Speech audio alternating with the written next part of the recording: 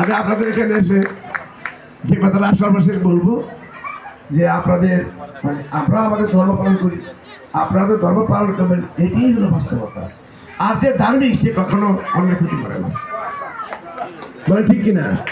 যারা ধার্মিক না তারা যে ধর্মেরই হোক, তারা অন্যের ক্ষতি করতে তারা দ্বিধাবোধ করে না, অন্যের সম্পদ আত্মসাৎ করতে দ্বিধাবোধ করে না, অন্যের হক নষ্ট করতে তারা দ্বিধাবোধ করে না।